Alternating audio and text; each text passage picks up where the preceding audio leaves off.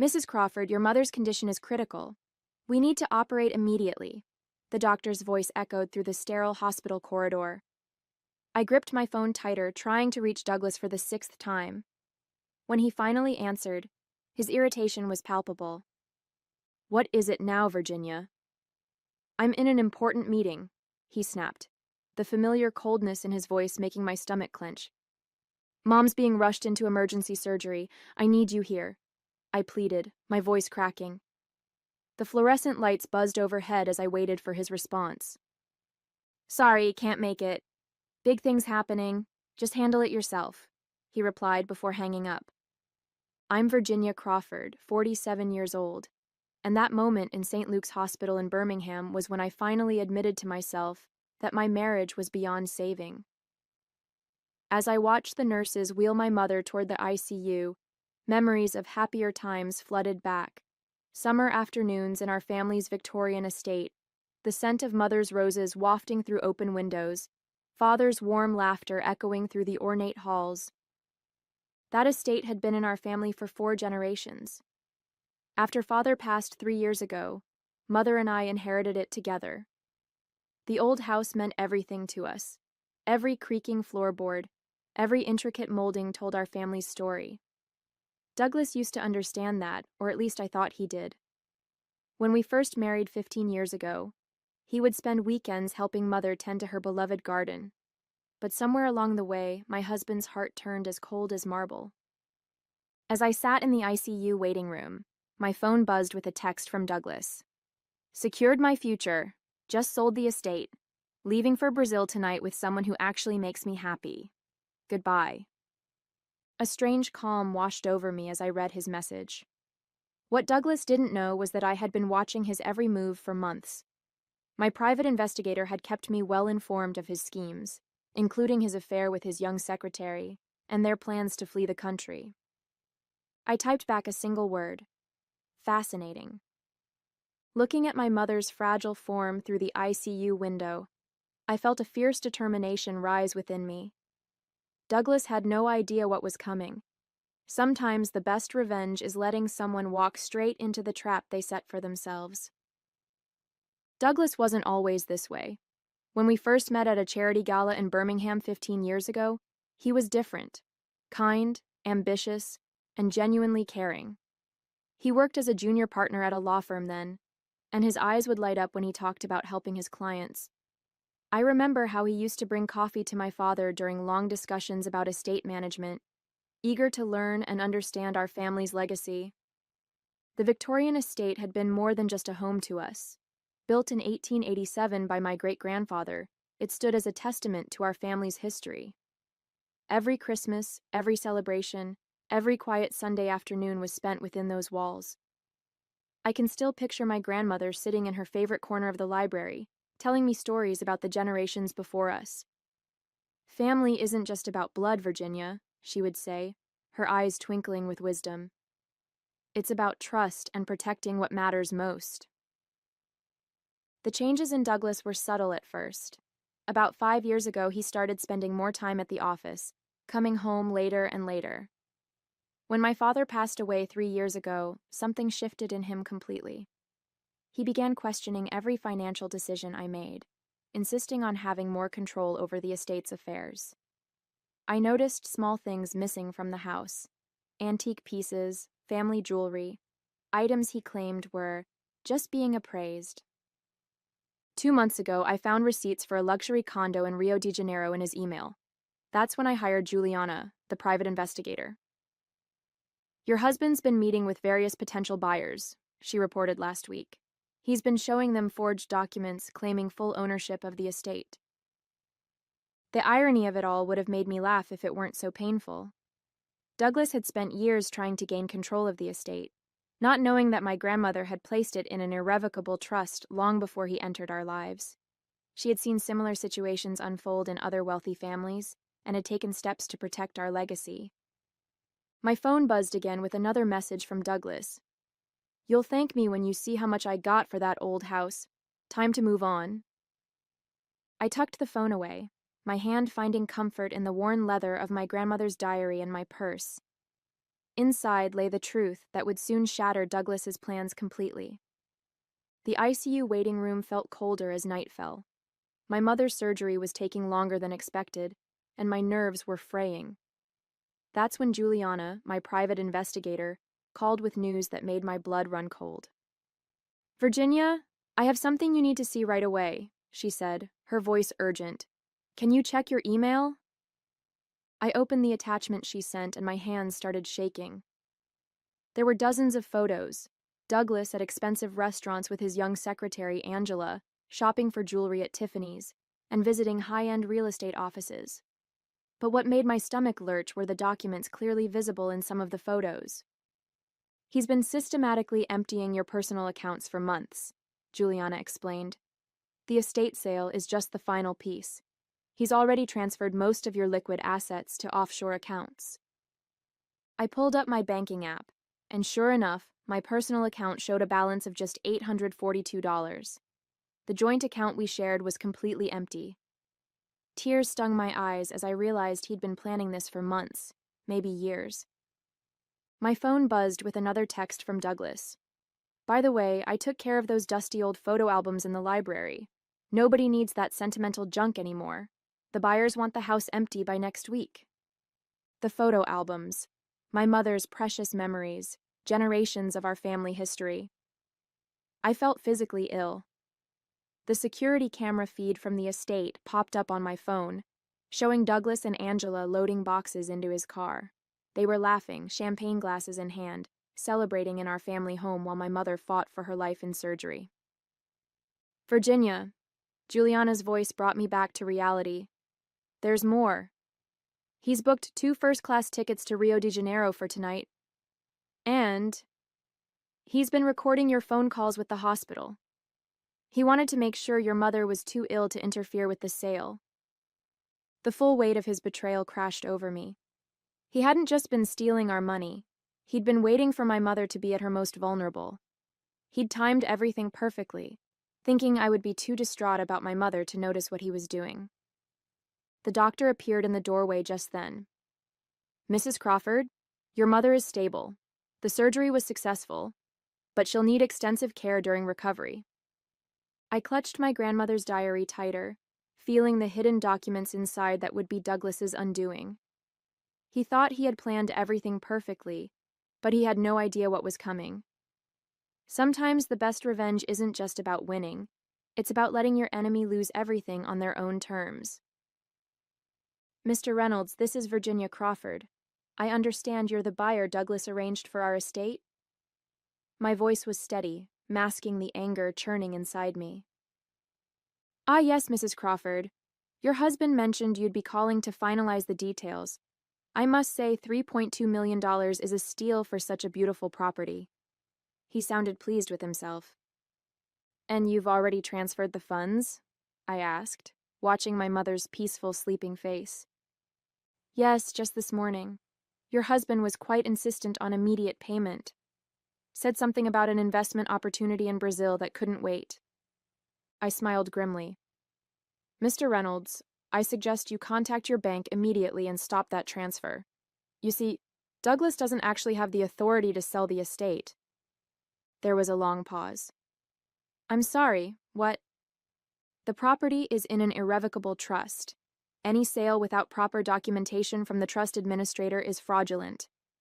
I heard him inhale sharply. "I believe that would make you an unwitting participant in real estate fraud."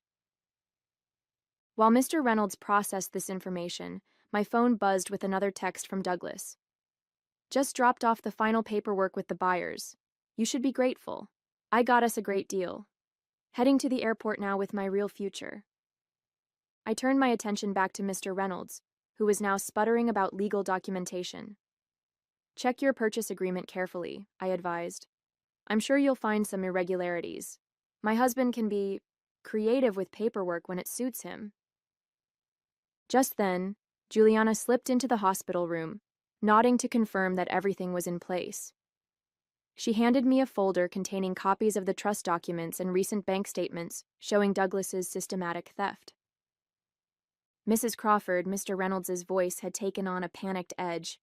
"I've just reviewed the documentation. These signatures, they don't match the county records. No, they wouldn't, I replied calmly. I suggest you contact your lawyer immediately. The FBI is already involved and they'll want to speak with you about your role in this transaction. As if on cue, my phone lit up with a call from Agent Sarah Martinez, who had been building a case against Douglas for the past month. We're in position at the airport, she reported. Your husband just checked in for his flight to Rio with a woman matching Angela's description. Perfect timing, I said, watching Juliana set up her laptop to monitor the security feeds. He has no idea the trust administrator is waiting at the gate. The next text from Douglas made me shake my head. Boarding soon. You'll never find us where we're going. Enjoy your empty life in that worthless old house. I didn't bother responding.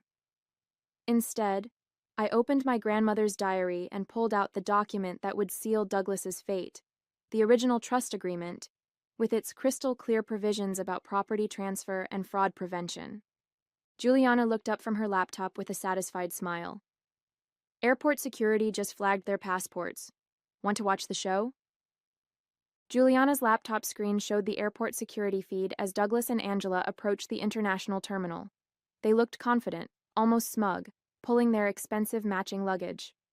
I noticed Angela wearing my mother's sapphire necklace, a family heirloom passed down for generations. Mrs. Crawford, Agent Martinez's voice crackled through my phone. We've discovered something disturbing. Your husband didn't just forge documents for the estate sale. He's been running a complex scheme involving multiple properties and elderly victims. My hand gripped the hospital bed rail as she continued. We've identified at least 6 other cases where he targeted wealthy families during medical emergencies. He would forge power of attorney documents while they were hospitalized. The revelation hit me like a physical blow. All those late nights at the office, the mysterious client meetings, he'd been perfecting his scheme for years.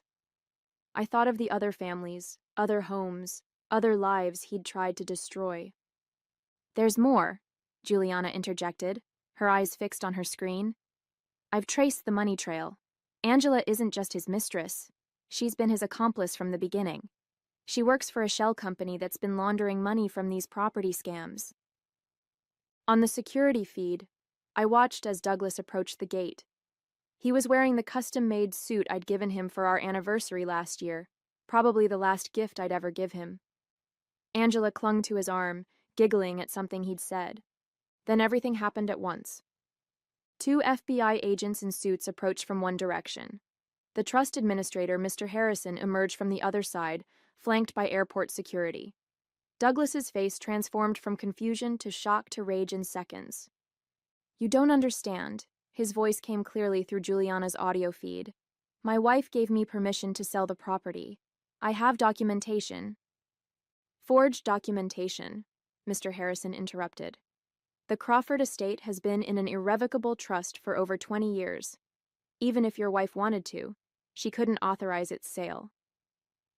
I watched Douglas's face pale as he realized his mistake. But instead of surrendering, he shoved Angela toward the agents and bolted.